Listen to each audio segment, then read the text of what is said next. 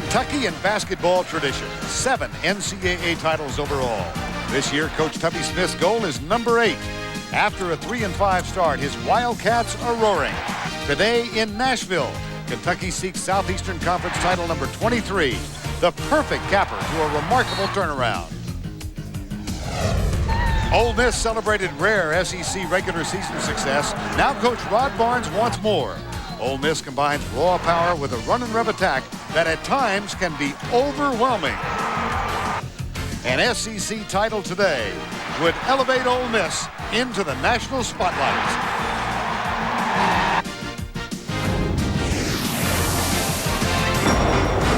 Listed capacity at the Gaylord Entertainment Center in downtown Nashville, just over 19,000.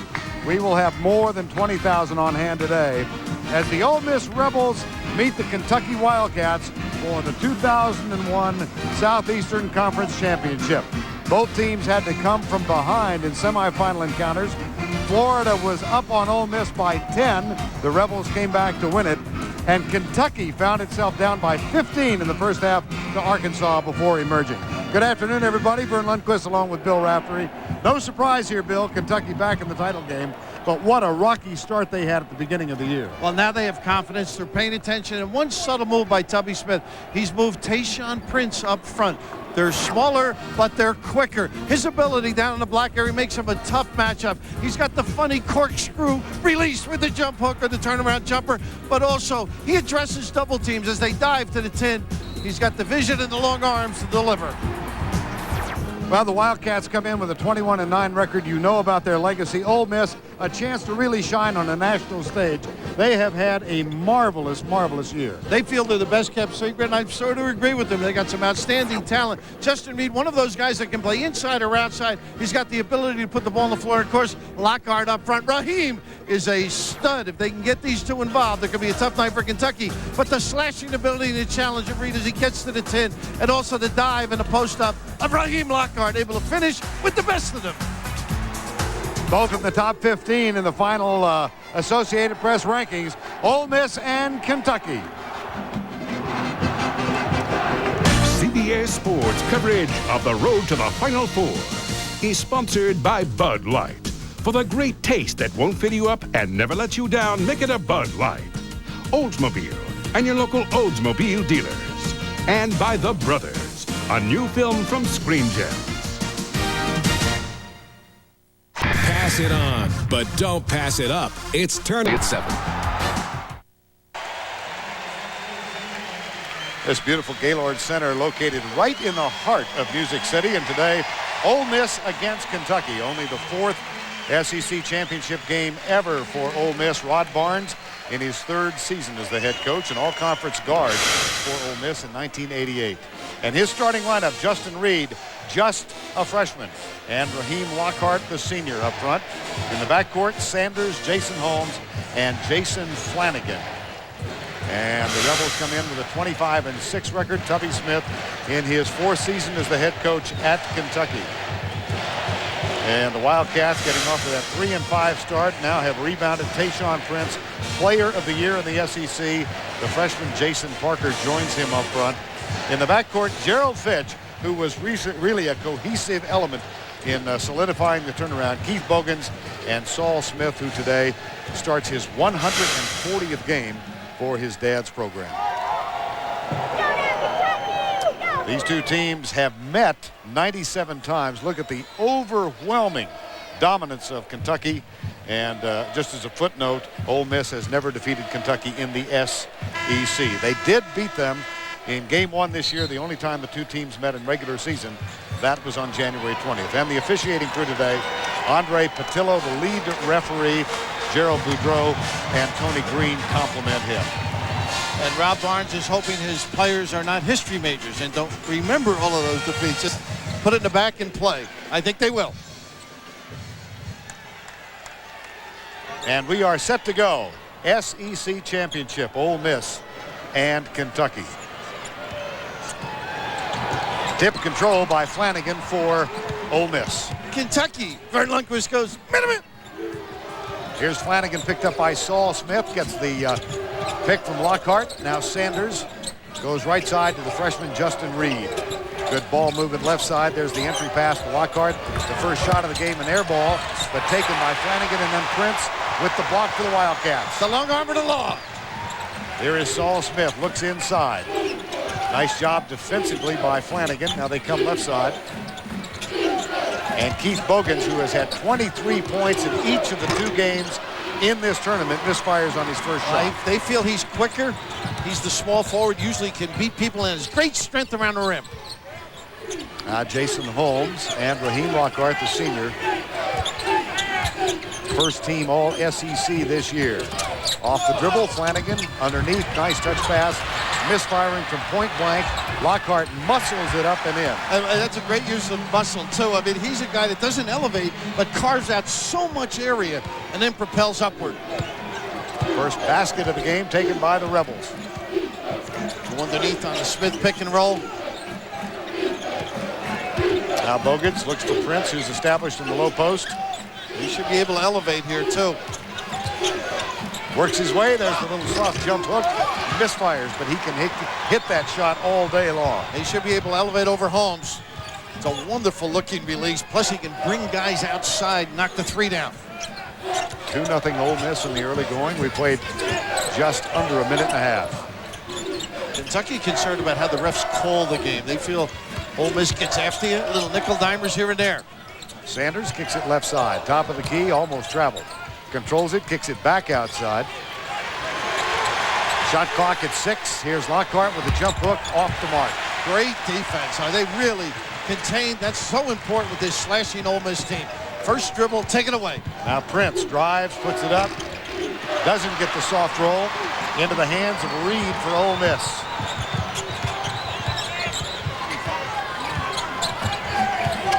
Kentucky misfiring on its first 3 shots, and Ole Miss only 20%. A little tightness maybe, huh? I would think so, Bill. Yeah, very important, I think, to talk about seeding. Holmes gets the open look. And another rebound from Prince. That's his 3rd. Great check out by Fitch.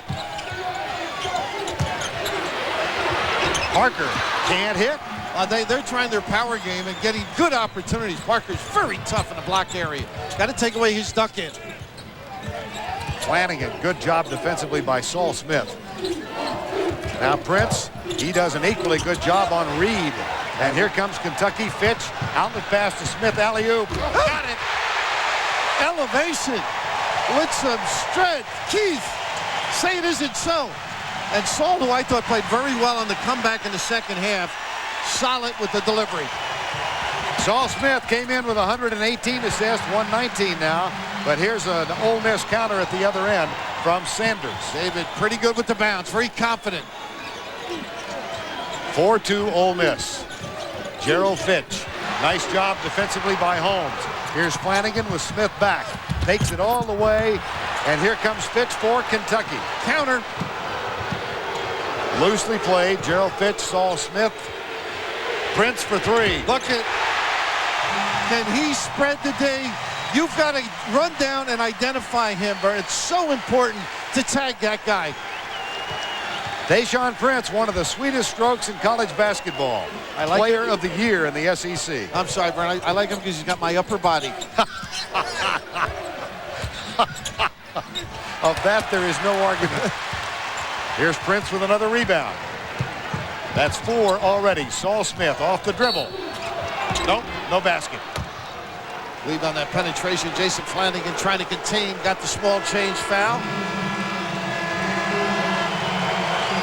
Take another look at Saul Smith's lob. What confidence, elevation, strength, open opportunities. Tough for Kentucky.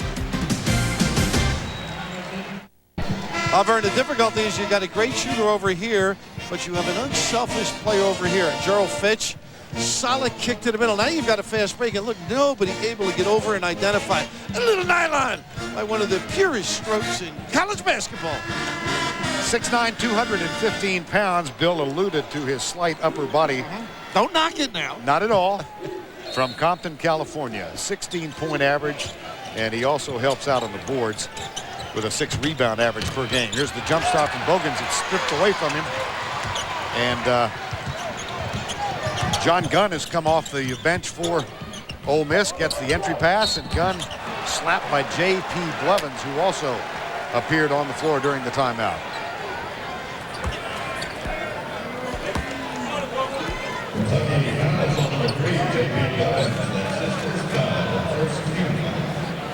Cliff Hawkins also came in for Saul Smith. Now there's some conversation going on over at the Kentucky bench. Must be some blood possibly with Bogans. But you mentioned the subs now for Kentucky, and looking at the last couple of weeks, Tubby has such confidence in this team now. I mean, guys that are coming in and being solid. Daniels, I think, has really improved. Stone, when he came in yesterday, was terrific. Estelle, when he played, and all of a sudden, Hawkins at the point position, he has deepened his team, and they play confidently and hard. John Gunn is at the line, the sophomore from Oxford. Doesn't play all that much, but for the season, 21 of 23 from the free throw line. He gets in there to give Lockhart a blow generally. Gonna buy some time. And you got to match their depth, too. Playing 3 days in a row, not easy. And Jason Harrison, the star of the first game between these two at 5'5". You see him in the background, number 11. And Tubby Smith has also made changes. He's got Cliff Hawkins in with J.P. Blevins. Prince still on the floor. And Eric Daniels has also come on, number 14, who sets the pick. Nice. Nice dish. Steps, unfortunately. Solid play on the penetration. Parker gets called for the walk. Also, Wade is noted in the game. He's got good range. This could stretch the D and help the inside people for Ole Miss. A little pressure applied by J.P. Blevins and Emmanuel Wade, who's also in. This is not a deep team, though, for Ole Miss. No, and they've got to match at least for some minutes because of the difficulty 3 straight days in this power-ridden conference. He can shoot it. Well, he was 4 of 5 in game 1. Jason Harrison at 5'5". At the other end, ill-advised pass from Tayshaun Prince. That is out of bounds, and it will be Kentucky's ball. May not be able to catch that one. Prince trying to hit the home run down the middle. He'd rather the guard make the decision. In that first game, look at the 3 for 17 in the right column for Kentucky and 21 turnovers. Unbelievable, but not valuing the ball as well. This is their game, though. Power, Parker, one of the terrific low box performers. If he gets the duck in, you're usually dead. You've got to help scrape down. He just takes people to the rim. Sam Bowie, the former All-American at Kentucky, who now does their radio broadcast, was chatting with us, Bill, before the game. And he said Ole Miss was in control throughout in that first meeting between the two. No, I thought I said we weren't going to give them any attribution. There's Big Sam. He said they had trouble getting into their offense, Kentucky, and it forced them to play one-on-one. One of the great passers and shot blockers, both at Kentucky and in his NBA career. In that first game, Kentucky had 5 losses coming into the game, but those 5 by a total of 14 points. And they were really manhandled by Ole Miss in losing by 10. Harper with the ball, very good on runouts. We'll take that deep 3 as well. Good job defensively by Hawkins, but they open up Kirkland for the 3. Got to finish that one. Gunn right in position. Now Cliff Hawkins, number 1, the freshman, one of 7 newcomers on this Kentucky team. There's another, Eric Daniels. And he is talented too. Really runs the floor, gets in position to tip, follow. That time the little jump lefty. 2 of 12 for Ole Miss and 2 of 7 for Kentucky. Is that a product of defense or poor shooting? I think it's a little bit of everything. Nerves might throw in the mix as well. I think the defense has been tenacious, maybe rushing the offense just a little bit. And I think the line change here, hockey or... It does look. It looks like the Predators are playing here in Nashville as Rod Barnes sends in a fresh 5. He cleared everybody off the floor.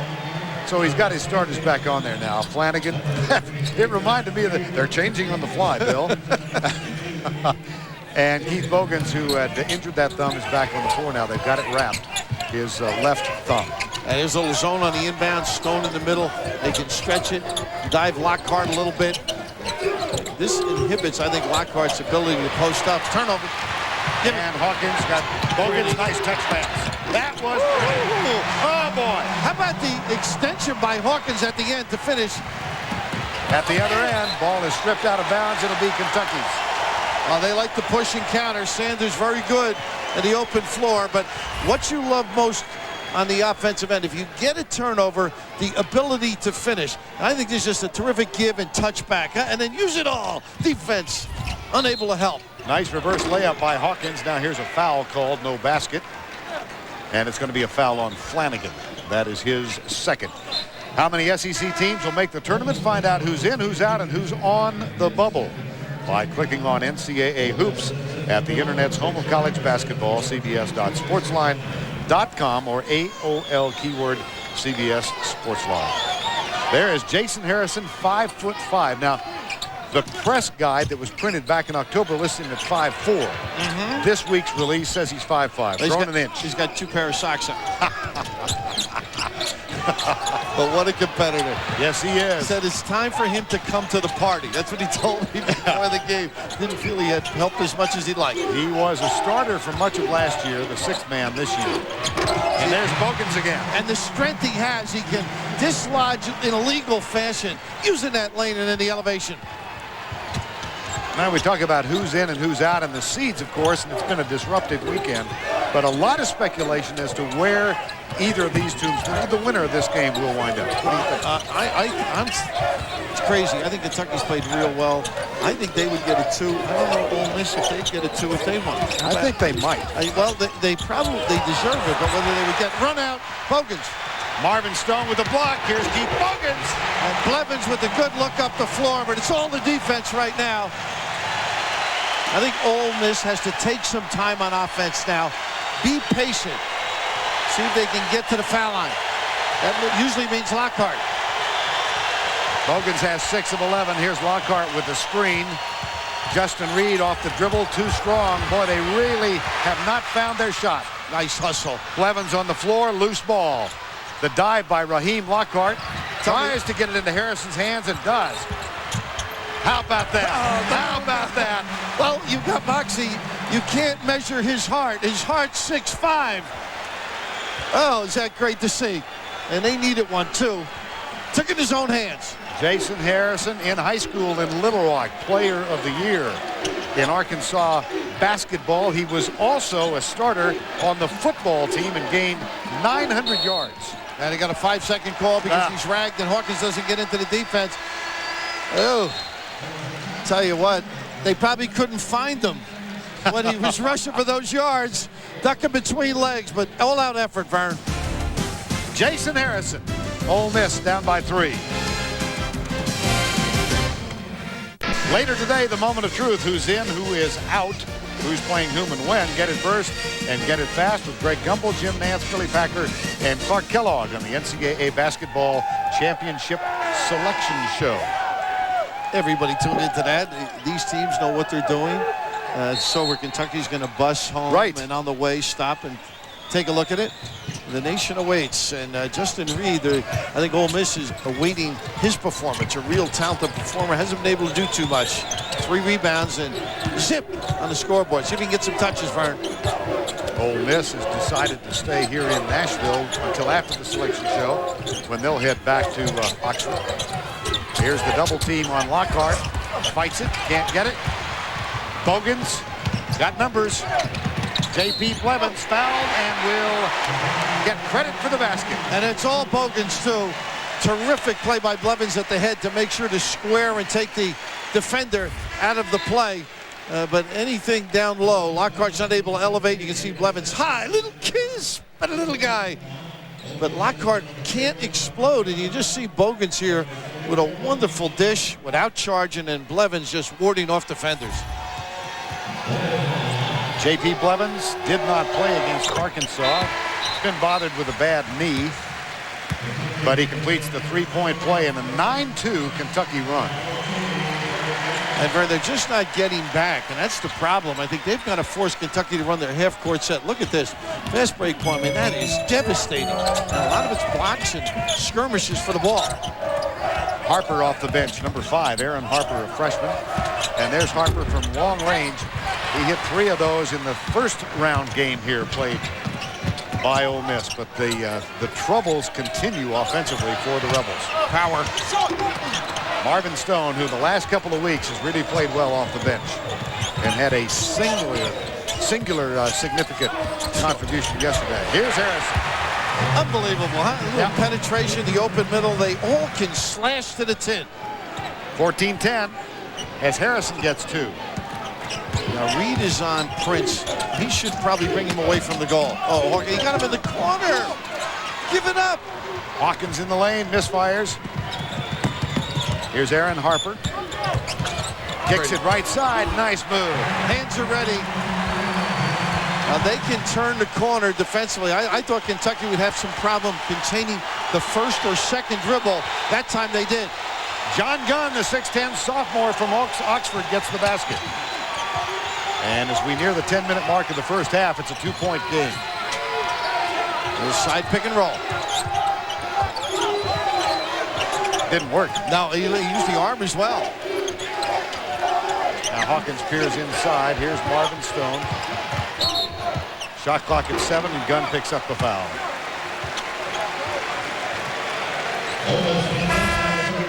We're looking for some points. They're struggling in the half-court set. The little guy takes it right down the lane, undeterred because they widen out. Particularly when Raheem Lockhart is out, they have that ability. Hear the penetration. Everybody pays attention to the bounce, and Gunn loads up.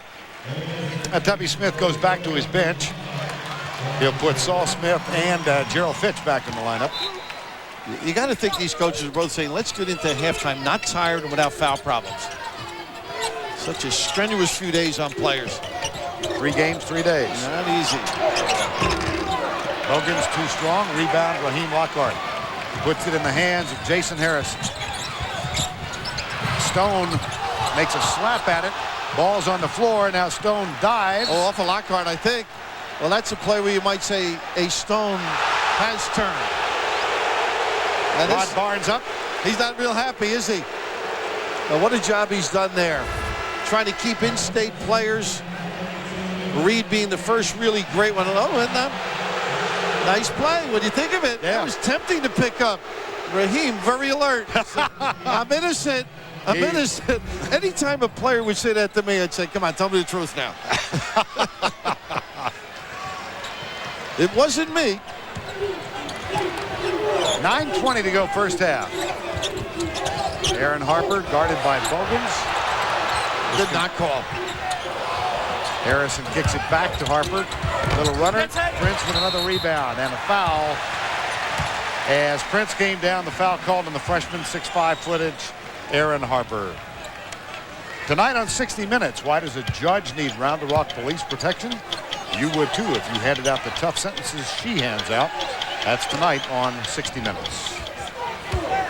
They could just concentrate on playing half-court defense, Ole Miss, and force Kentucky to make some decisions. Don't give up easy ones. They've been much better at it.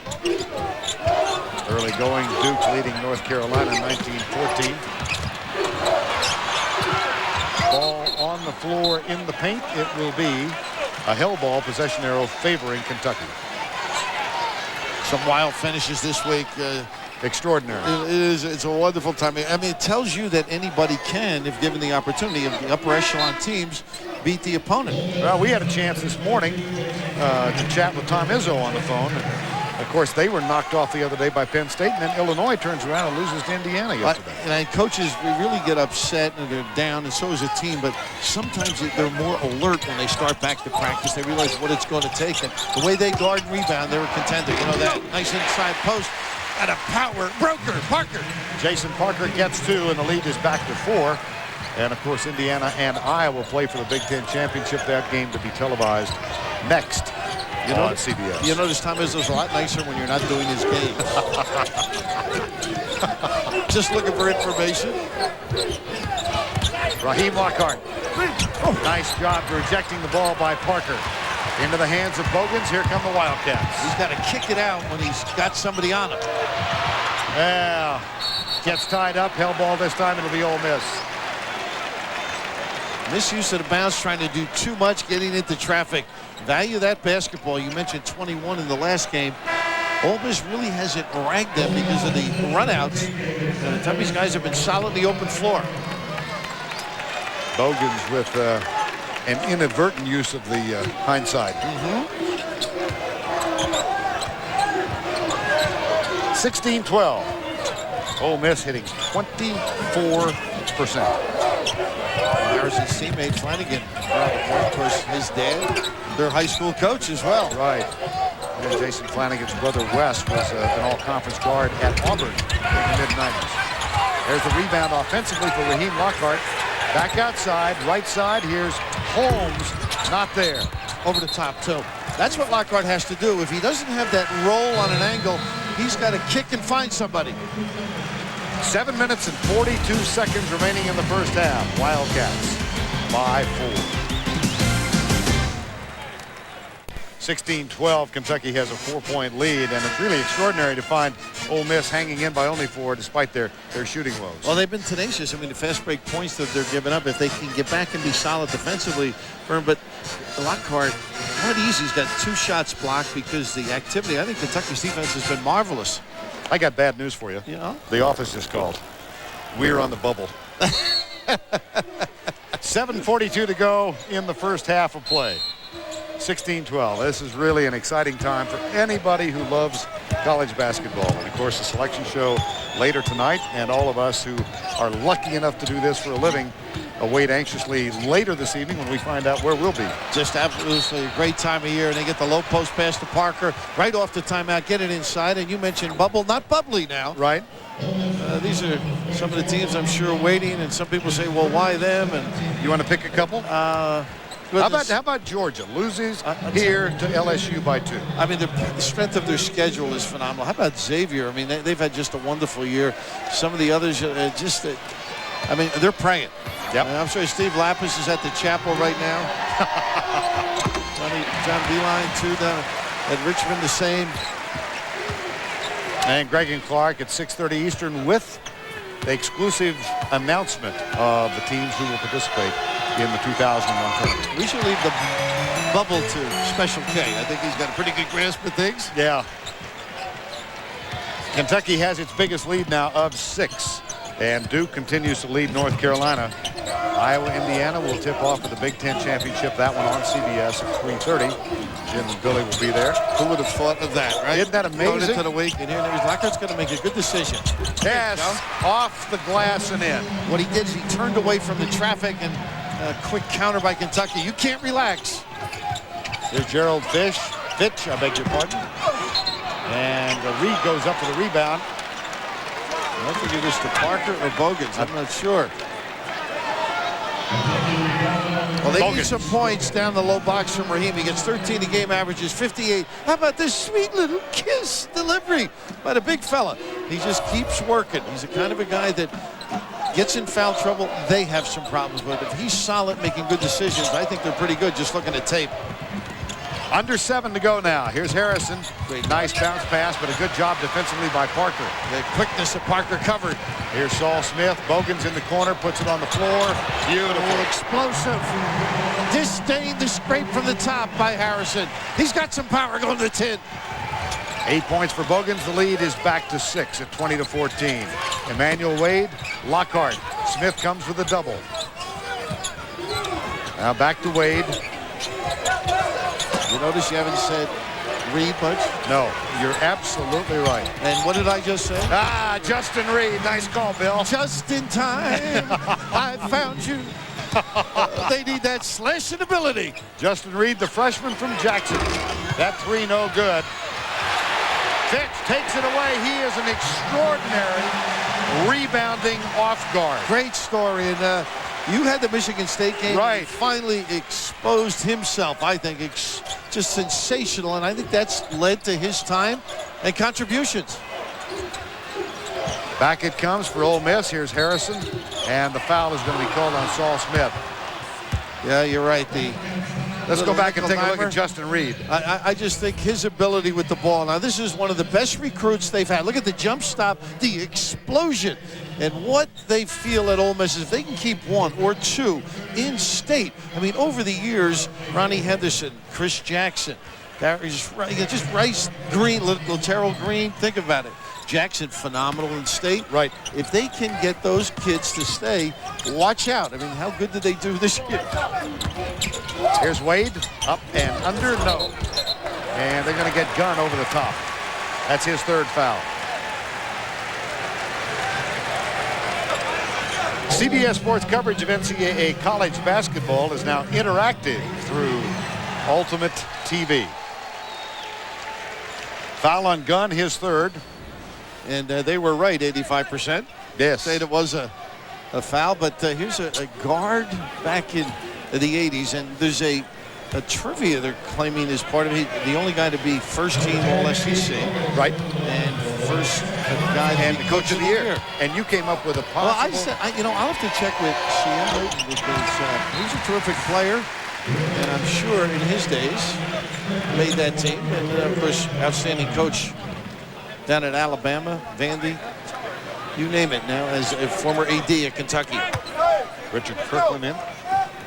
And Keith Bogans at the line. 23 points in each of the first 2 games.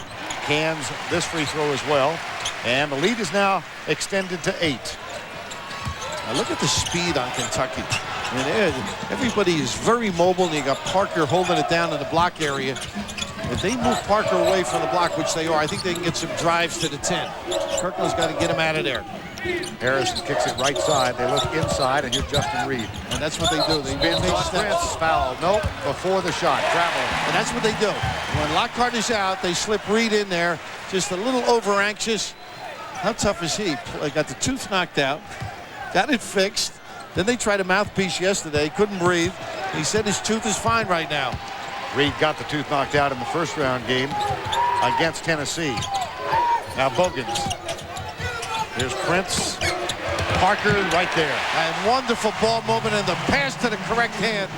And even the weak side help couldn't stop the big fella. First double-digit lead in the ball game.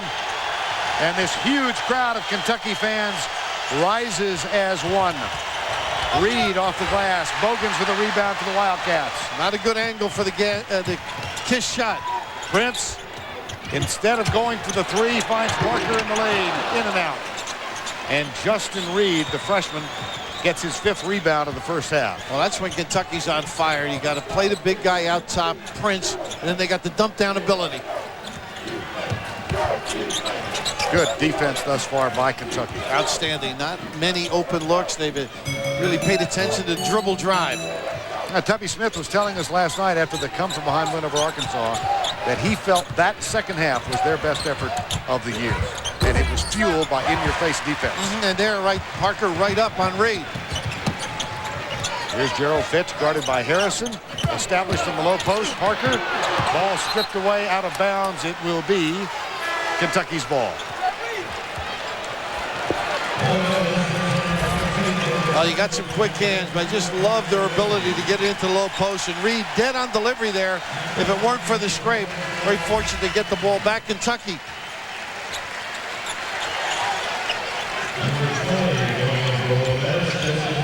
Lockhart back on the floor. And Jason Holmes as well. Kirkland will leave. Now watch this little screen across in the low post if they do it. Stone for Prince, and then step to the ball. Now look, they got the high-low here. You don't play him, he knocks it down. Oh. He just spreads the floor. The guy's got a stroke. Money. An 11-2 Kentucky run. Stolen by Smith. Fitch has it. Too strong. On the floor, Smith, Harrison, number 11 and 11 battling for it. Anything on the floor, Harrison's going to get. He's closer. Here's the 5'5" Jason Harrison. Quick move. Adjusts the shot. It will not fall. And Saul Smith is forced out of bounds. Calls time as he is emulating the Tower of Pisa. Leaning. Tayshaun Prince for 3. And Kentucky leads by 13. On this Sunday, Wednesday on CBS, what happens when the NYPD and the FBI are forced to work together? Ed O'Neill stars in what Newsday calls the season's best new drama. Big Apple on a special night Wednesday, and that is after Survivor. Well, Bogan's such a force, I think, his position out. And let's get back to Fitch. Here's Bogans now. Comes in as a small forward. Fitch starts playing real well. They take Stone out of the lineup, and all of a sudden, and you and Billy, in fact, called it that Fitch was playing so well they got to find time. He came off the bench back in December in a game at Michigan State that Kentucky ultimately lost 46-45 to go to 3-5. But Fitch played so well. He got a start against Indiana at Freedom Hall in Louisville. They haven't gotten him out of the lineup since. And Stone, in the meantime, who just missed that shot, went to the bench and has adjusted well in a substitute role. He played really well yesterday. Yeah, I think he got the message too. I think he missed a practice in the interim, and all of a sudden started paying attention to his responsibilities as well as the rest of the team. And Kentucky is up by 13 now as we go to break. Now, Tuesday night, March Madness will debut on our cable partner TNN with coverage of the opening round game of the NCAA Basketball Championship from Dayton. Check your local listings. The two teams who will participate in that opening game will be determined later this evening. And Rick Pitino is going to broadcast that with Tim Brando for us. Of course, his name has been mentioned here. I read that. In Rome, by the way. This is now Rome, Tennessee. Nolan Richardson said playing Kentucky here is like playing Notre Dame in Rome. There's off the line. That's Bogans. Over the top, I believe, Vern. Yep. But Rick, very prominent with concern. The Kentucky Blue would not like to see him at Louisville. No. He is now exalted in Kentucky. If he goes to Louisville, could have a problem getting a cab. 29-16. Ole Miss, equal number of turnovers and field goals made. Lockhart Hin dictates a touch, at least get him involved a little bit, make some good decisions. Still can't get it to fall. Prince with another rebound. You can just see he can't elevate, Vern, over. So he's got to make some either quick footsteps or kick it out. Here's Fitch. Fall away jumper. Got it. Boy, he's something else. Playing with such confidence. Can drill the three. Quick with the bounce. Gets set up early. A freshman from Macon, Georgia, who was a late add to this Kentucky squad, had considered Clemson. And after Desmond Allison was released from the team in a disciplinary move, W. Smith and his staff heard about Gerald Fitch, signed him, and they signed him without taking a live look at it. And I'll tell you what, a pretty good judgment, huh? Yeah. Here's Bogans. Prince. Oh, boy. Now he should back up the seat. Look at this. He's got 5'5" on 6'9". Well, it's almost like the Prince and the Pauper.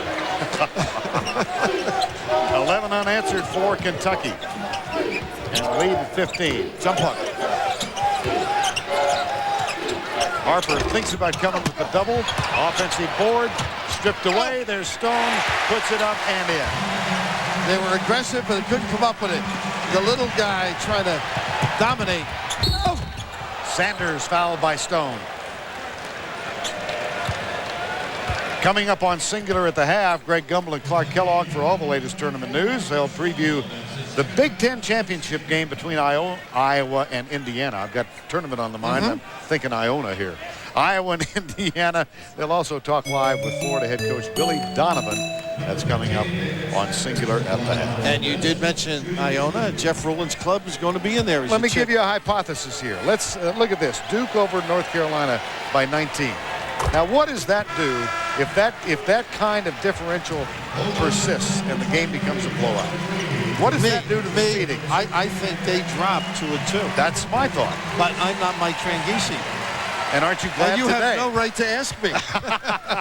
Mike Tranghese, of course, commissioner of the Big East and chairman of the selection committee that is fervently watching all of this unfold back in Indianapolis. It's wild. Illinois, Michigan, Iowa State. I mean, those teams, they're hanging around. Arizona hanging around. A lot of those losses early. Arizona on a roll right now. Well, it's all speculation, and we'll know tonight, but it really is interesting because beginning with Michigan State's loss to Penn State, all these potential #1 seeds seem to fall. Iowa State we all thought had a shot. So what you're saying is Izzo's fault. That's right. Hung a little bit and couldn't finish their hard. Whoa! Hey. Well, now use that aggressiveness on this end right now. The open middle when Lockhart's out. Here's their motion. Back it goes to Kirkland. He goes to Harrison. In the corner, Reed way off the mark. And you will hear the familiar chorus now. The chant, huh? First-year players. You know, you play well all year, Reed, and all of a sudden the bright lights, and it's just not as smooth and as confident. I think halftime will help him. Ole Miss now 0 for 7 on three-point shots. Here's Harrison and Kirkland. A little zone might just slow them down a little bit. Way outside. They had to shoot it, though. Marquise Estel is in the lineup. Here's Prince for three. Oh, he's no Prince. He's a king with that stroke. My goodness. You don't come up and get him in the early. He drills it. Tayshaun Prince, 3 of 4 on 3 points. Double the score.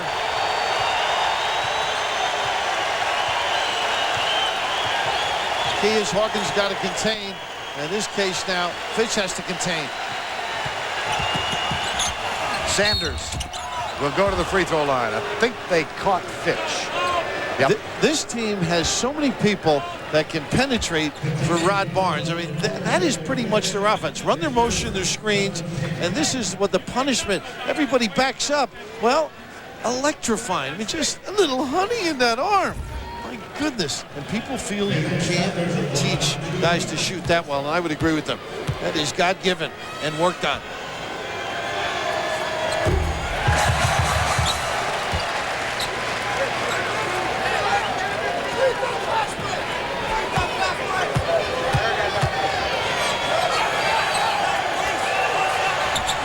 One of 2 this trip for Sanders.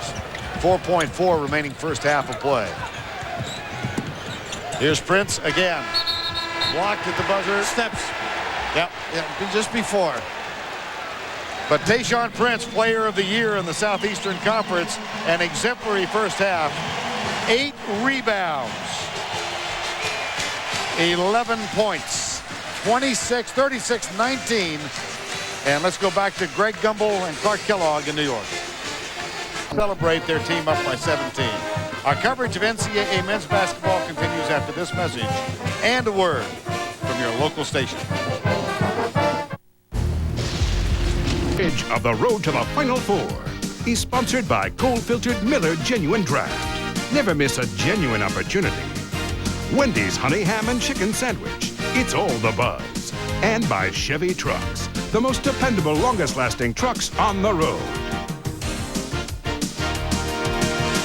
Gorgeous late winter day or early spring day, depending on your perspective, here in Nashville, Tennessee. And the Gaylord Center with a crowd of better than 20,000 on hand. Time now for the Autotrader.com halftime stats. Vern, I think that one jumps right out at everybody. The ability to get out in the open floor and knock some shots down. 20% shooting for the first half for Ole Miss. I mean, really difficulties that were almost beyond imagination. 7 for 35 so far. How do you overcome something like that? Well, I think they have to get some easy baskets, and how you do that is teeing it up on the defensive end and being aggressive, forcing some tough shots. They haven't been able to do that. They're a team that likes to slash and get involved in the rhythm of the game. Thus far, it's been a struggle because of great Kentucky defense. A shot blocking part of it, helping one another out, another factor. Here are 2 blocks, and then the eventual run out as Bogans is able to convert. But more importantly, the Prince in the open floor strokes it like royalty. Unbelievable. You got to step up and play him in the early. Identify number 2-1. Tayshaun Prince on the floor. Bogans will inbound and puts it in the hands of Prince. Justin Reed picks him up. And let's identify the 5 on the floor for Kentucky. It's Saul Smith, Tayshaun Prince, Parker, Gerald Fitch, and Bogans, the starting 5. There's the little runner in the lane. And Tayshaun Prince continues as he ended the first half. Well, you got to run out and play him, but contain him. I mean, that's smart players will do that. Good use of the bounce. Score double now, 38-19. Here's Flanagan, Sanders, Reed inside to Raheem Lockhart. As Rod Barnes has his starting 5, Flanagan calls for it. And the foul is going to be called on Saul Smith. That's his second. And that's what Saul does. Gets down there and helps out. With the conclusion of today's game, we'll select the Chevrolet Most Valuable Player of the Game from each team. Chevrolet will make a contribution to each school's general scholarship fund, a tradition for 30 years. Saul Smith, a little nuts and bolts, as his dad Talks to Tayshaun as to what we want run and how to defend it. The pass, Reed made a little cut, was wide open. I think Tayshaun was caught in Never Never Land. Should I double or should I follow my man? Raheem Lockhart having a tough afternoon. Limited thus far to 4 points, 4 rebounds. Now Raheem around 47%. You don't have him shooting to pick sides in the playground. No. Although until those two, he had hit 6 of 10 here in the SEC tournament. Now Prince with the ball. Creating something off your defense. It's essential when you're behind. Pick and roll with Prince. And slide behind. Now Holmes trying to overplay Prince. He gets it in the right block. There's the little jump hook. Good. He's such a load. But the matchup is the dilemma. Do you put a smaller guy on him when he takes you outside? The big guy is just outstanding understanding of where to be depending on who's guarding him. There's the entry pass to Lockhart and a foul before the shot was attempted. Go back and take a look at this. Holmes attempting to guard Tayshaun Prince. Over, and it's such a dilemma. Look at the difference in the size. I mean, you're giving away 4 inches. The velvet delivery to boot. But just a dilemma as to who can guard him.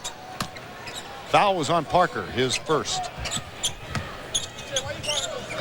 And here is Jason Flanagan, number 22. Got to keep your poise, though, if you're Ole Miss. Be sound. Try and get yourself good shots against the zone now. Dribble, drive the gap, and find somebody spotting up. Pretty. Got to catch it, though. Lockhart couldn't get his hands up. 40-19. And Duke continues its domination of North Carolina, up by 20 at the half. You know, when you think of it, Ole Miss has a couple of U.S. senators, Trent Lott, Thad Cochran, John Gresham, and one of our pals. Yes. Listed as the distinguished graduates, Terry Ewert, our executive producer. That's right. So I'm sure he's very proud of what they've been able to accomplish. I think he's probably dying right now. Oh, I'm sure he is. Along with all the other Ole Miss grads. That one's out of bounds. Well, we talked about how much this meant. I'm sure Rod Barnes is just sick at his heart right now with the effort of his team. Yeah, it's not so much the effort as the frustration. Right. They have not been able to do the things that have gotten them here. Haven't been able to penetrate with the dribble. Here's an inadvertent turnover. Pressure was there, but you got to look ahead and, you know, showing some flaws now as David Sanders unable to hold on to it. He's maintaining his poise, though, and I think that's what he's hoping his team will. Emmanuel Wade off the bench for Rod Barnes. 40-19. The teams are so much different home and away. This is neutral, but Kentucky has become a better team. Well, and also from the corner, here's Bogans for 3. Neutral in name only. We're about a 3-hour drive south of Lexington. Billy alluded to it in the first half. Listen to this crowd, predominantly blue. Nolan Richardson said yesterday after the loss, Arkansas's loss to Kentucky, that playing Kentucky this close to Lexington is like playing Notre Dame in Rome. Right, and the pasta isn't quite as good as Rome, but there are a few. Another turnover. Here's Fitch. They do not have the numbers. And good control, good recognition. I happen to have Kentucky in Maui. Look at his deep threat. It's good. Oh. Wow. A little cut and swab. I have watched some tape where he goes off 7, 8 of those deep babies. He doesn't hit the 10. It's all nylon.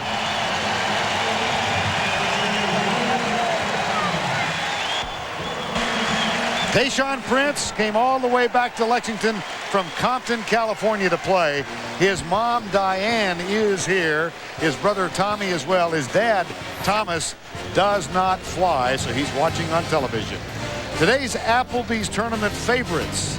In 1996, head coach Rick Pitino led the Wildcats back to the NCAA championship for the first time in 18 years.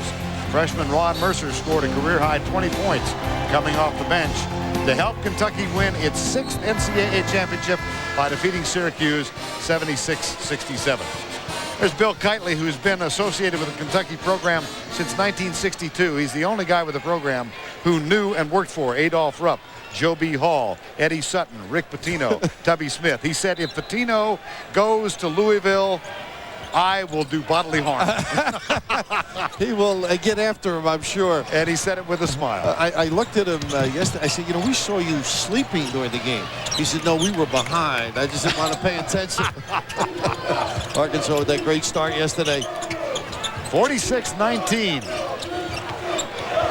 Major disappointment for Rod Barnes, who thought this might be a real platform for his team on a national stage. Now, I'll give you one. When they won in 81, right? They played Tennessee, Vandy, and Georgia. No Kentucky. That's right. They won over Georgia by 2 in the championship game. 81, the only SEC championship ever earned by Ole Miss. Now, this isn't the way it should be. This is a better team, and they right now losing confidence in their ability, coming up short on jump shots, pulling the string, not in any rhythm whatsoever. And this is one guy you do not want to come into your living room. An unwelcome guest with that big body. Trying to save it by knocking it off a Kentucky player. Ole Miss, nada from three-point range, 0 for 10.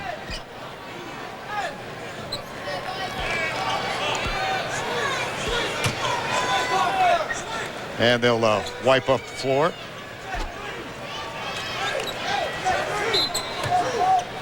Three-point field goals. Nothing for Ole Miss. And they're trying to extend the floor. You're doing all the things as a coach you're supposed to do. It's just really getting back to basics. Kentucky, an air of confidence, would you say, Vern? Yes, absolutely. Oh, you think back, here's Bogans. Look at his strength. Oh, my goodness. Oh, put those shoulders down. Just decimating the help side defense as well. Bogans has 15. And we have 16 to play in the lead. Extraordinary. 48-19. Really doing a great job on the dribble drive. Everything's on the perimeter. Bottling up the post up. See Reed trying to hold off. They can't get it to him. Aaron Harper got one finally. First three-point field goal converted by Ole Miss. They need a ton of those. Now Saul Smith playing in his 140th game today. He's tied for 5th, was tied for 5th with the legendary Ralph Beard at the all-time level. Wayne Turner holds the school record and an NCAA record of 151. Here's Bogans again. Wow. Now you mentioned Saul too, as Bogans does the one-on-one. You really have to admire him for the job he has done under fire at times, the difficulty, the duress. It's very tough no matter where you are. A coach's son is the guy that gets the heat. I'm thinking of Al back with Allie. McGuire at Marquette. One of the players wanted to play, thought he was pretty good. He said, yeah, you are pretty good, he said, but I love my son. But Saul has been a solid contributor. It just continues, huh? Tayshaun Prince, 2 more. 18 points, 7 of 11 from the field. But to finish the thought on Saul, he's feisty, he competes, he guards his guys, the perfect teammate, he fits in, does whatever is asked for him. Fitting that he should have a terrific end to his senior year. Pitch, Reed goes for the steal, knocks it out of bounds. This will be Kentucky ball. Yeah, that was pretty, it was an alert play, but just come up empty. Tayshaun Prince from close range. He can also hurt you from outside.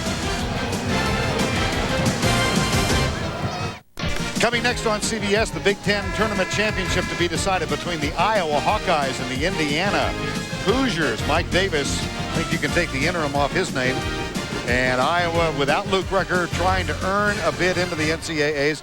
Meanwhile, on the left, Diane Prince, Tayshaun's mom, and that's Tommy, his brother, who played for Pepperdine in the tournament last year when they knocked out an Indiana Hoosier team in what turned out to be Bob Knight's last game at Indiana. Jambon Bredikov, of course, they go right from the out of bounds. That's a tough play to defend. I mean, you got Estelle Marquise, a great presentation. They have some wonderful targets in the box area, don't they, Vern? They're pretty deep, aren't they? They are, and they're getting better. I think that's what Tuffy's been able to do with this team. When you think about this Kentucky team with 9 losses, but 5 in the early going. They lost 5 of their first 8. 7 of their top 12 kids are in their first year with the program. How about the schedule, though? I mean, oh, man. I mean, what people want to play, the knockouts, the Carolinas and Michigan States, Indiana's, Notre Dame. I mean, just one after the other, and everybody's looking to get you. Well, in the SEC, this is a familiar territory for the Wildcats. 22 championships. They've won 25 of the last 27 tournament games and 7 of the last 9 SEC tournaments. KEC. Yeah. Kentucky 8 of 9 in this half. I mean, you think back, they lose at the opening of the season to St. John's and then in overtime to UCLA. They had a loss at home to Penn State, which really ignited the criticism in the state of Kentucky. They lose at Michigan State by 1. But then, Billy, I know you remember they had a home game against Notre Dame in January that they won, and then Tennessee came to town when Tennessee was really playing well. On top of their game, absolutely. And I think that really established what they were trying to accomplish. But the one thing that Tubby said to us yesterday was he found early in the year, Levin's trying to use the little dribble drive to exploit. He was saying that the concentration wasn't as good as it became eventually, more and more. Talk about the tournament. Here's a segue. It leads to talk about Survivor for the next 2 weeks. The most watched show in America moves to Wednesday. They're down to 9 castaways, and politics and paranoia are everywhere. Don't miss an all-new Survivor on special night Wednesday at 7 o'clock Central on CBS. Castaways, politics, and paranoia. It could apply to a lot of things we know. They know my family. Here's Jason Harrison. Right side to Justin Reed. Back to Harrison off the dribble. Back outside to Sanders in the corner. Harper. Got him. Good ball movement, good rotation. And now they got to stimulate something from the defensive end. Kentucky's been so sound. See if they can get a little turnover here. Harrison with the little nickel dimer.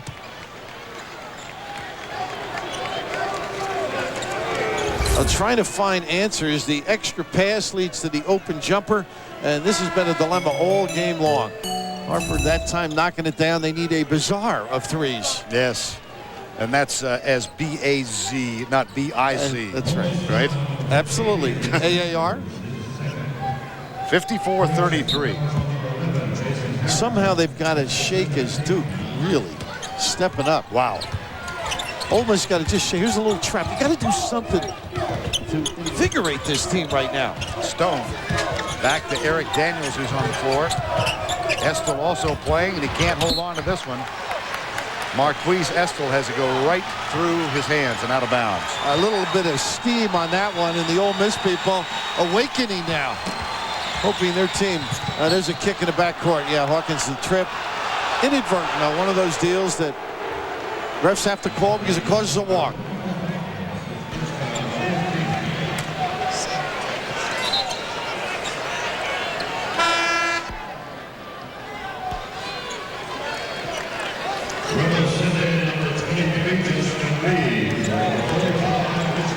$54-33. A little zone look. 1-1-3. They extended a little bit. Good. Go strong. Yes. Got to use the right hand, though, Raheem. Eric Daniels call for the foul. This game is interactive through Ultimate TV. Get live stats, answer trivia, and participate in polls with Ultimate TV. 12:17 to go in this one. 54-33. Lockhart at the line. See, that's why you got to have him finish. Right. He struggles. Yes. I mean, barely 1 out of 2. So that time he turned. The pass led him to the right-hand side. He was able to convert. Raheem Lockhart, married a year and a half ago. He and his wife, parents of 1 daughter, and expecting another child toward the end of this month. I think it would be the expected date is the day they would leave for the Final Four if they were able to go that far. They got to play a little better than this. Yeah, they're just not. And folks, this is a good basketball team that's playing a team that just got, oh my goodness, tough little delivery. Yeah, Blevins thought he was playing horse. Now this team has gotten better, Kentucky. And look how deep they are. 5 fresh faces out there. Yeah, you got Stone, Estel. Here's Blevins. No. And Lockhart grabs the rebound. Under 12 now, but a 20-point deficit. Just keep plugging. Nice screen off. Kirkland holds off. Get to the free throw line.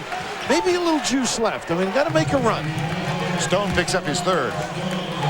Rod Barnes, I'm sure, and he's over there. He's imploring his guys, get them involved a little bit.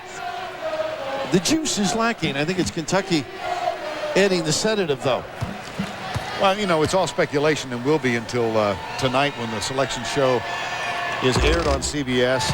I think the conjecture has been from guys like you who know how this works. Oh boy, you are really. You like that? Smoke. I'm gilding this lily. My goodness. But the conjecture has been that the winner of this game might get a 2, the loser a 3. If this consists, might Ole Miss drop farther out? The answer to these and other penetrating questions will be forthcoming after this message and a word from your local Stacy-owned. 11:47 to go in this one. Kentucky up by 20. And the championship, not the only thing at stake, also where they will play in the NCAA. And we're talking about blowouts and the impact. Right. This is a big decision for the committee. Is this what happens? You know, drop Carolina and move Michigan State up. Arizona, another team that's played well of late. It's just, it's going to be a long afternoon, I think, for the committee. Conjecture on our part. And obviously, when it says Bill, it means Bob Monsbach. And Vern Luckless, folks, our producer and our main man on the air. Mike Arnold, our director, can chip in with a thought or two. A nice little, again, energy. That's what they're trying to create. A little trap half court. See if they can get themselves back in. There's plenty of time. And here comes the fresh wave. Crossing the blue line. Yeah. W. Smith says, okay, let's send guys like Fitch and Smith and Prince and Parker and Bogans back on the floor. It reminds me of Dean Smith when he had the blue team. Right. Same thing. They subbed All-Americans for All-Americans. These are, in this case, some terrific performers for some excellent players. I was looking at notes. They've got 3 McDonald's, meaning first team on Kentucky. Ole Miss does not. McDonald's All-Americans. And here's Saul Smith with a jumper. Duke rolling over North Carolina. And, of course, the Iowa-Indiana game will be televised on CBS at the conclusion of this one. Texas-Oklahoma playing this afternoon, and it's not football. And they clear out the side of Sanders, one of the few times able to get inside and get a little one-on-one situations. Bogans doesn't get the contain. And that's an area of communication. You got to let the guy know it's empty. No help on this side. He jumps to the outside hand, forces it to the middle. Bogans' second foul, and that is the 7th team foul, so Ole Miss goes to the line.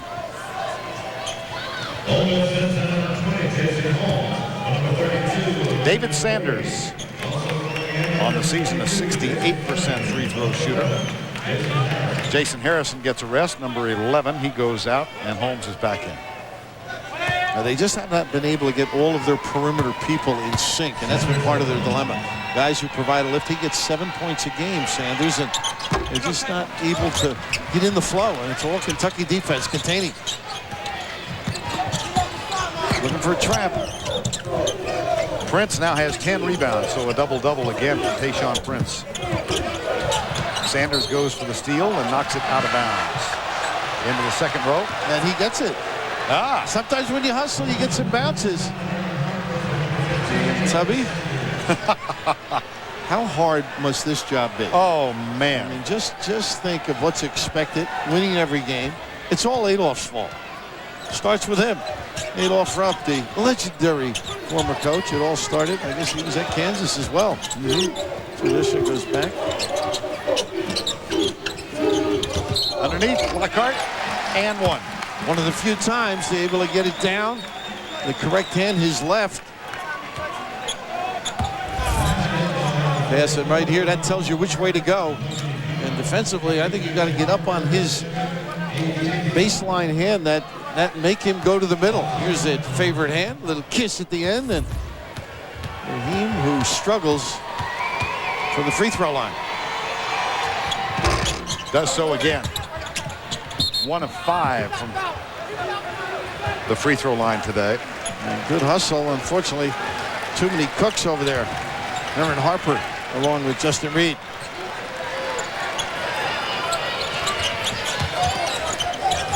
Here's Fitch. Look for the trap. Flanagan and Reed in the backcourt. Here's Saul Smith. Has it in his hands.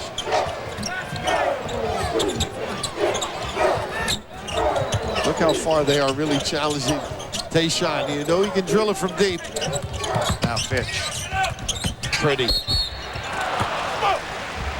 And Parker will go to the free throw line. Now what a great find, but he also had Prince lined up, loading up on the baseline. Well, this is an exciting part of the year for all of us who are lucky enough to be involved in the coverage of the NCAA Tournament Championship.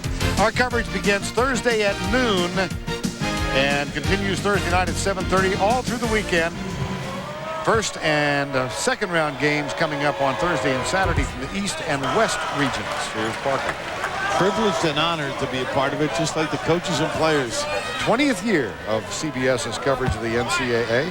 Well, for excitement, enjoyment, and you see the ups and downs too. It's just the place to be. Now Saul Smith applying a little pressure to Flanagan. 57-36. We near the midway mark of the second half. Jason trying to get him organized. Nice pass again, baseline. Here's Fitch. Kicked out of bounds. I think it was offline. Let's see. They get the right call. Jason got the back of his heel.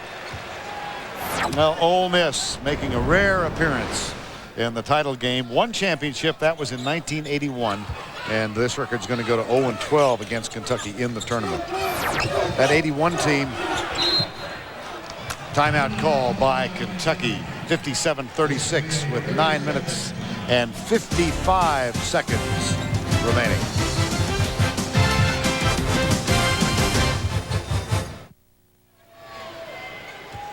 Monday on CBS, see why Everybody Loves Raymond won more TV Guide Awards than any other show. Catch an all-new episode Monday on CBS.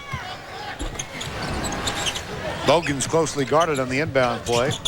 Here's Prince, picked up by Reed. Good kick. Tayshaun. Ripples the course. Is that pretty? Unbelievable stroke. You just can't leave him. You can't help. Stay attached.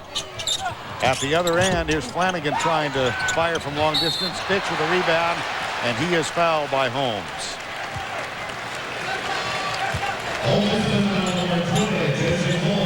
Well, I think I said to you one day, margarine, no fat, no cholesterol on that stroke.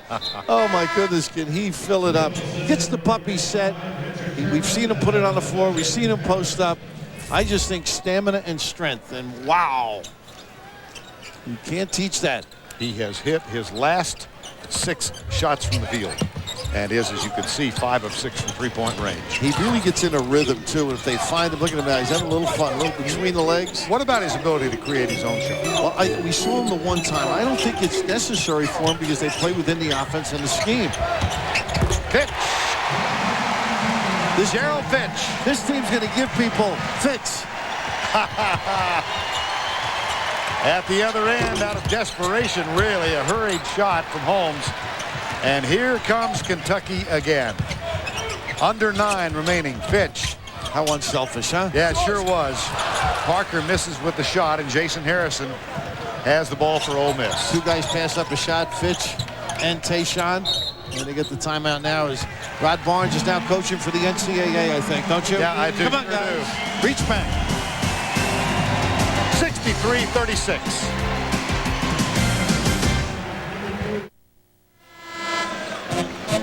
Vern, they shoot 33% from three-point, but they spread the floor. Their main guys, Bogan's a guy who can knock him down 46, Fitch at 44. Look at the looks. I mean, stretch, and now you've got the ability to dribble drive, and then we saw a post feed off of that. I mean, just so much area to cover, and Ole Miss in a hole, even in this run.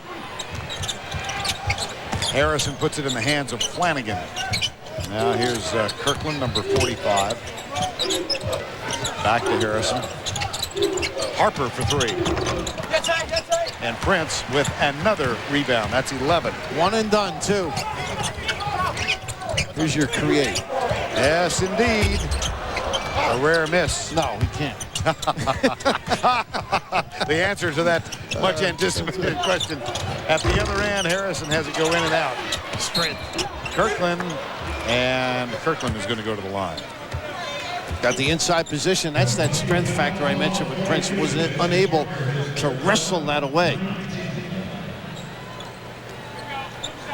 Richard, 71%. Sophomore from Pine Bluff, Arkansas.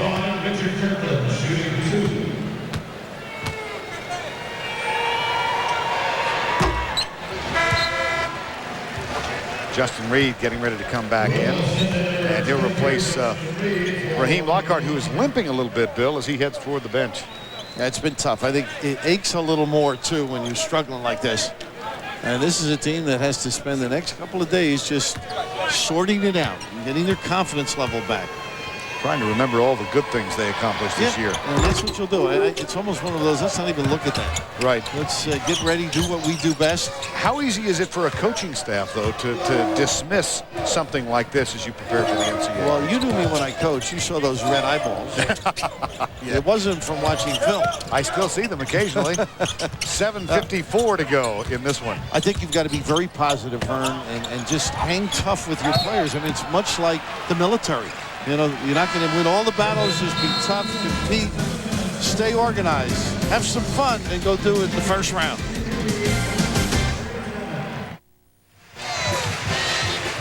And it is time now for the Fidelity Investments Keys to Success. We just decided to make a stew here and look at all these teams who are in. Potpourri, huh? A jambalaya. No, LSU lost to the other night. That's this is just a wonderful time of year for so many institutions, and the ones that I get the kick out, the ones for the first time. They haven't never tasted it. What a week they have in store. Remember, we were talking on the way over here this morning about Monmouth's victory to get into the tournament over St. Francis. They came from 20 down, and how devastating that loss was to St. Francis in that program in Brooklyn. Now, you were telling me a nice story in the New York Times. Ron Gagnon, the coach. Right. Harvey Ayrton had a wonderful column today on the other side of this tournament. Harvey Ayrton, one of the outstanding columns for the New York Times. And how St. Francis dealing with the devastation of losing a 20-point lead as they thought they were in the NCAA for the first time ever. Oh, challenging down there in the corner. Let's hope everybody's okay. Now there's Harrison on the floor. You see a young man like this of his stature, and of course, Bill, I think back to a guy like Spud Webb. And I remember getting a phone call. I was working in local television back in the early 80s. And Spud Webb, who was then 5'4", was a sophomore at Wilmer Hutchins High School. And I got a call from a fan of the Wilmer Hutchins High School, and they said, we've got a 5'4" guard here who can dunk the basketball. I said, come on. No way. We sent a photographer out, and it may be the first time anybody saw a 5'4" guy on television spunk the ball. I was down in Ole Miss a couple of years ago, and I saw him. Oh, come on. It's got to be a relative. Right. You know, your first reaction. And then you watch him play, and he knows the game. His stature is bigger underneath that shirt, and it is. I give him 5'4". You mentioned 5'5". Right. Program.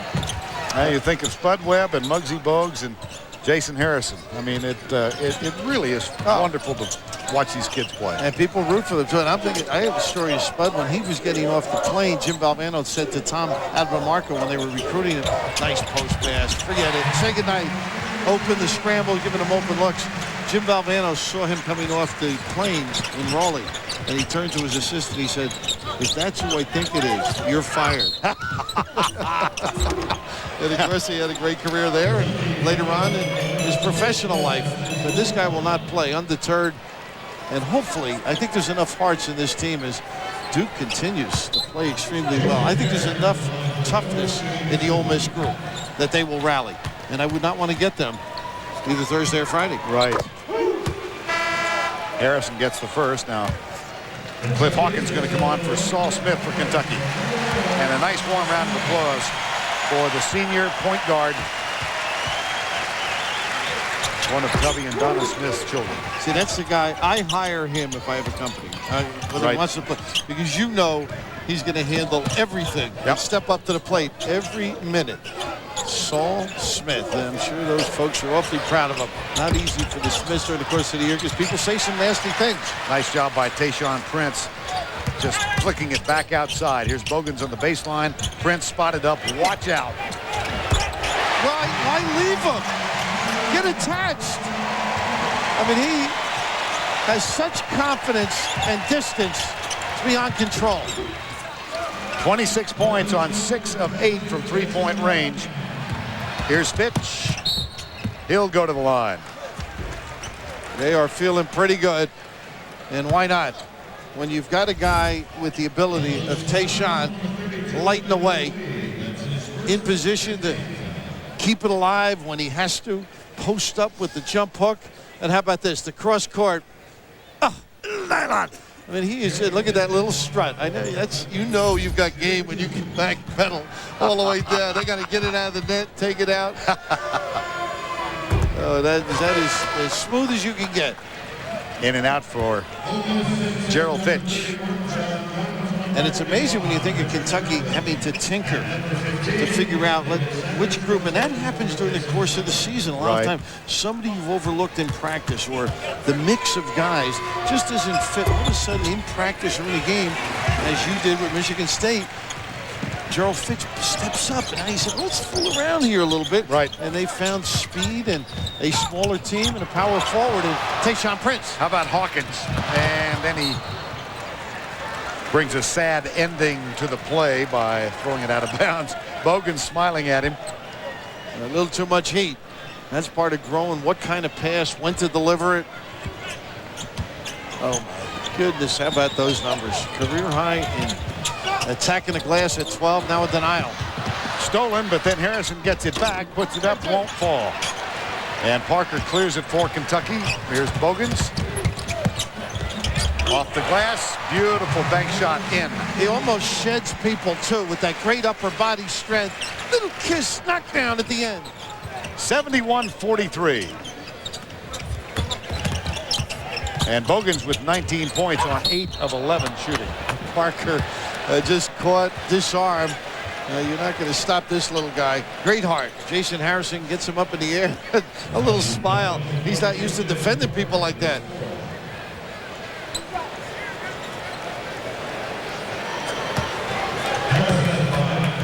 Parker with the foul, and Harrison at the line. Gets it.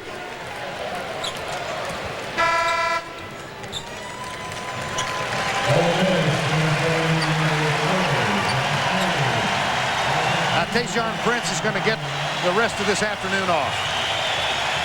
That's his mother on the left, Diane, his brother Tommy, his dad Thomas. We mentioned earlier, Thomas does not like to fly. He actually drove back from Southern California, from Compton back to Lexington to watch this team play Tennessee right? At Rupp Arena, and they won that one. And again, in a season filled with big moments, that victory over Tennessee was very significant. And what's great about this Kentucky team is they get it to him. Even on that little fast break, he was lingering out. If you don't have the knockdown shot, he just has people run out on him. Just such a factor controlling the tempo of this team. Rod Barnes is going to his bench. John Pilger is in. 71-45, and Prince and Bogans have equaled the number of points scored by Ole Miss. Tip, nope. Kept alive by Gunn and into the hands of Harrison. There's a trap in the backcourt, and he finds Pilger. He couldn't dribble. That was the problem. He had bounced it once. Heads up play. Hayes, no. Rebound into the hands of Gerald Fitch. Under 5 to go in this one. And the question becomes, how high will Kentucky be seated? And how far might Ole Miss fall? I would give Kentucky a 2. Ole Miss. Would you? Yeah. I don't think you're going to move them to 1. No, I don't. No, not at all. I think wouldn't you think Ole Miss 3, or you would? I would think 3. Okay. Yeah. And we have nothing to say, folks. I'm an agreeable sort. CBS Sportsline stat of the game: 3-point field goals. Kentucky 8 of 15. Ole Miss missed its first 10. For complete game coverage, go to cbs.sportsline.com. Eric Daniels. J.P. Blevins will replace Keith Bogans, and another nice, warm round of applause. A lot of players stepped up, but lately, you can say that most of the Kentucky players, they've performed on an extremely high level. Pilger, number 10, 4:35 to go, 71-45. You know, the competition in this league, too. They looked Arkansas had trouble. Kentucky, nice penetration. Down to Florida, have trouble. All of a sudden, come into the tournament, start to get it going a little bit on a run. Estel, no. Rebound, Emmanuel Wade.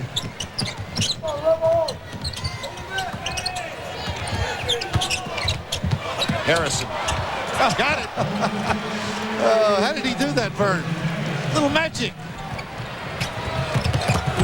At the other end, Daniels misfires and Gunn clears it.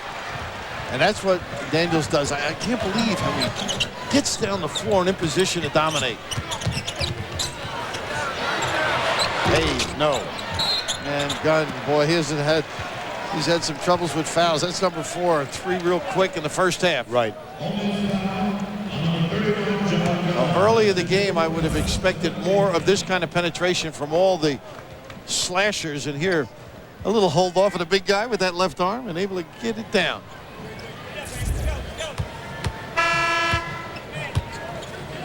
Rebel sends in number 45.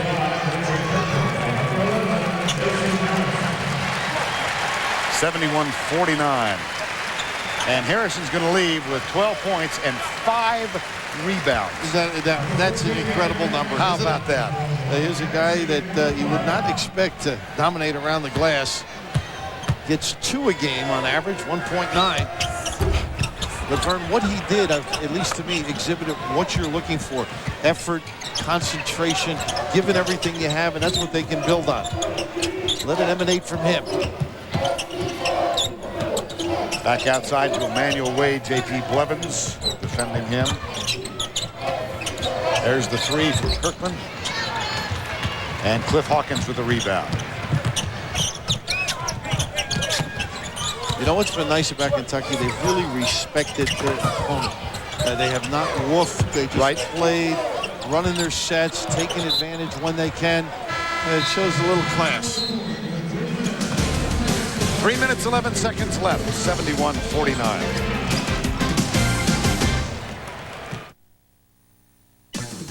CBS Sports coverage of the road to the Final Four is sponsored by John Deere. Nothing runs like a deer. Goodyear, serious technology, freedom from worry. And by Singular, the wireless company that believes in the value and joy of self-expression. The score is Kentucky up 71-49. One would not know that by watching Tubby Smith's reaction to a turnover just a moment ago. Well, that's the coaching of Mike Sutton getting up at the right time. Tonight on 60 Minutes, why does a judge need round-the-clock police protection? You would too if you handed out the tough sentences she hands out. Tonight on 60 Minutes. That's followed by an all-new episode of Touched by an Angel and the CBS Sunday movie Second Honeymoon. It's all here tonight on CBS. He's got them cranked up at the right time of year. I think the defense, the depth, something is very helpful. I think of 3 days of high-level basketball, able to compete, put people away, and come back. When you think of the Arkansas game, they looked like they were in deep trouble at halftime. Yes, they did. Well, they were down. This is Kentucky. They were down 40-25 with about 4 minutes to go in the first half, and got a Bogans 3 that kind of propelled them into a better mood at halftime, and then dominated in the second half, spurred on by a defensive effort. But despite the really convincing fashion of this victory, this has not been an easy tournament. I mean, that obviously today has been. When you think about the depth of the SEC. This is just a power-laden league. Estelle just able to go baseline. I mean, you're talking 6 teams probably. I would think. You know, this is heavyweight. No question about it. 73-51. Crane has it, number 21. Too strong. Into the hands of Estel. Here's Eric Daniels breaking out at the other end. Tries to save it, does. Hawkins. Daniels. Got the left. A little scrape. Crane on the backside. Wait, you're thinking about Tennessee and Alabama, Georgia, Kentucky, Mississippi, Alabama? I'll be fascinated, Bill, to see what becomes North Carolina now with that really overwhelming loss to Duke. I mean, there's a lot of arguments, too. When you think of it, you can say, hey, this team played well all year long and stumbled a little bit down the stretch. Or you say, hey, that was devastating. Coming up in the postgame show, join Greg Gumbel and Clark Kellogg with the Fidelity Investment CBS Sports Desk for all the latest tournament news. That is coming up next. And Tubby Smith going to the end of his bench now, as Stone and Hawkins go down. Corey Sears and Matt Heisenbuttle, who has the longest last name in college basketball. He's got 2 shirts. Heisenbuttle, 13 letters in his last name, wearing number 15. He and Corey Sears are on the floor now for Kentucky. Here you go. They had to really stretch this one out to get all of the letters on there. Isn't that amazing? It's down by his waist. Here's the depth of Kentucky's adulation by its fans. I saw Matt Heisenbuttle in our hotel last night signing autographs. I should have gone there. That would have been a chance. They have an incredible. We were talking before about them coming here and calling it Rome, Tennessee, because of Nolan Richardson's comment. It's like playing Notre Dame in Rome. But I was in Maui. You couldn't believe the thousands of people at workouts. I mean, the beach and the golf, they're at the workouts. Heisenbuttle does not get it to fall. Well, there are stories about a Kentucky crowd in attendance during an exhibition trip to Japan once. And the question, how do they get the tickets? Well, that was the thing here. They've been doing it so long, they're very good at it, was Nolan Richardson's understanding. Give it up. Oh, Sears and rubber. Oh, a little pizzazz at the end. Well, if you're going to get in, you take advantage of it. More than 15 seconds of fame. He's out again. Yes, he is. They put it in the hands of Heisenbuttle. Here's Sears. Crowd urging him to shoot. He will. Oh. Behind the back. He's getting it all out. Now Heisenbuttle with the steal. Estel. They're going to set Heisenbuttle up. Nope, not there. J.P. Blevins. And Gunn with a rebound. Under 30 seconds to go. Well, Ole Miss, go home, say a few prayers, get yourself organized. You're too good. And Kentucky was just on fire. Big smile on Tubby Smith's face on the sidelines. 21 seconds to go. The Chevrolet most valuable players of the game, Jason Harrison from Ole Miss and Tayshaun Prince from Kentucky. Chevrolet will make a contribution to each school's general scholarship fund to reward outstanding students for their academic achievements and to assist those in financial need. This, the third SEC title in 4 years for Tubby Smith. That's got to be gratifying considering December when things look glum. Yep. They just stepped up. It's all because of him, I think. Got them organized. I'm sure that's what he's telling Rod Barnes as well. From a 3-5 start to the season to the SEC championship. 77-55. So for Bill Raftery, I'm Vern Lundquist saying so long from Nashville, where Kentucky outlasts Ole Miss 77-55 to win the SEC title.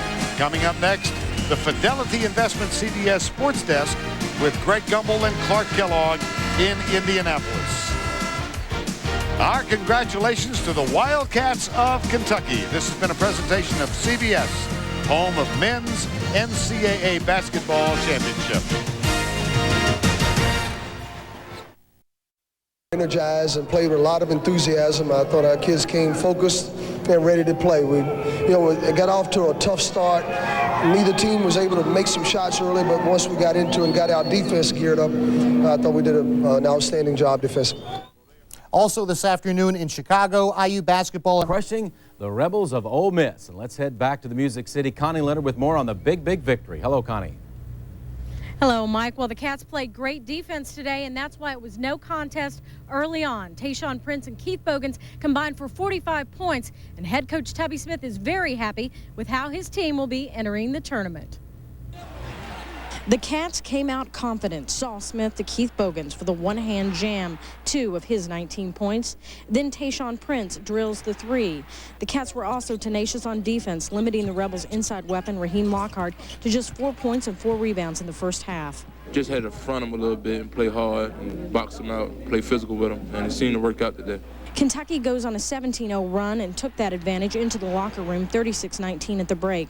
In the second half, Bogans and Prince helped continue the Cats' dominance, nailing the threes. UK put 10 more unanswered points on the board, opening up the Kentucky lead to 29. The Cats buried the Rebels in the SEC championship game 77-55. Tayshaun Prince is the tournament MVP, a double-double today, 26 points, 12 rebounds. We got to carry the defense intensity over to the next game, how well we did it against Arkansas in the second half. So I think that's what we try to do. We try to carry it over to this game, and I thought we did a good job of that. He's our go-to guy when it's a clutch situation. We're going to get him the ball, whether he got a big guy guarding him or it's a guard guarding him, because a guard can't really guard him because he's too big, and a post man can't guard him because he's too fast. I think we're peaking at the right time, and if that is a new level, then yes, I think we have, especially defensively. You know, offensively, we've always, we've shot the ball well all year long, 48% plus, so, and we've rebounded the ball fairly well this year, but our defense was always, and our concentration and focus. Now, Mike, the crowd was chanting one more year to Tayshaun Prince. Of course, they're fearing that he might enter the NBA draft at the end of the season, but he didn't want to talk about that. He said he wants to remain focused for the tournament. And we'll turn it back to you. We'll have more post-game coming up at 11 o'clock. All right. Thank you very much, Connie.